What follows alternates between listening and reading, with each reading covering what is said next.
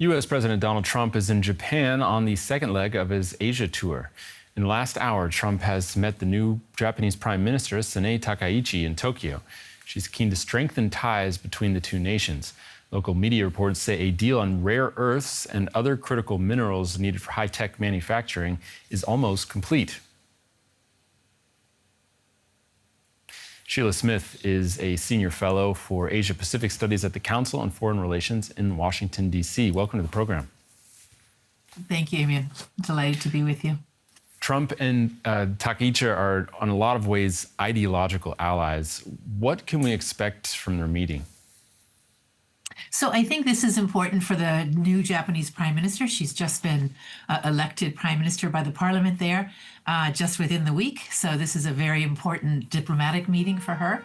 She'll want to establish a personal relationship with President Trump.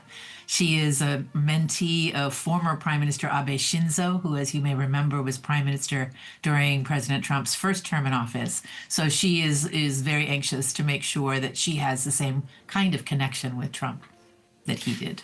Well, the U.S. over the years has been a pretty unpredictable ally under Trump. What kind of challenges will the new Prime Minister face when she's trying to maintain strong ties with the U.S.? Well, of course, the two issues for U.S. allies, Japan, obviously, but Europeans as well, has been trade and defense spending or defense contributions for the alliance. The trade agreement with the U.S. and Japan, of course, was resolved over the summer and the previous prime minister's guidance. But there's still some unknown questions about $550 billion in Japanese foreign direct investment that was promised alongside the tariff reductions that President Trump agreed to. I think you saw pieces of that deal stretch into this meeting. For example, the Japanese government has agreed to buy Ford trucks for its supply. And also, apparently, there's a new deal on cooperation between Japan and the United States on the supply chain for rare earth and other critical minerals. So there's still an economic dialogue ongoing. And there will be, I think, in the months and the year to come, a deepening question about how much Japan is going to spend on its defense as well. So it sounds like you don't expect those questions to be resolved at this meeting. The ongoing negotiations are going to take a lot longer than that.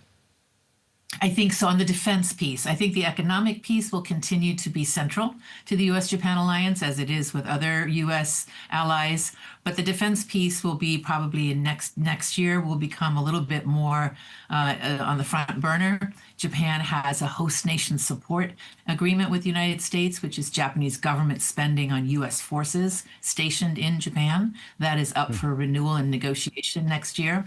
But of course, there's also this question that the Trump administration really wants to see its allies spend more on defense. Now, whether there'll be a numerical target as there was in Europe for 5% of GDP spending, I doubt it in the Japanese case, but there may be pressures like that coming from the Trump administration further down the road.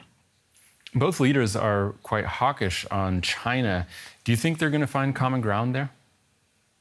So I think so. You know, President Trump is heading towards the next set of meetings in Korea, the APEC meetings. And here it's on Thursday. He's expected to meet with President Xi Jinping. There is a framework agreement, according to the Secretary of Treasury in the United States government. He says he's reached a basic framework of understanding with the Chinese. But until Trump meets Xi, we won't really know for sure what the details of that are. The expectation is that rare earth exports from China to the United States will resume. They've been halted. And also that Trump will not go forward with his idea of placing 100% tariffs on Chinese goods. But make no mistake about it, this is going to be a difficult conversation, and I don't expect all of the U.S.-China economic issues to be resolved on Thursday. But this is one of the big pieces of the president's Asia trip. Okay, Sheila Smith from the Council on Foreign Relations in Washington, D.C. Thanks. Thank you.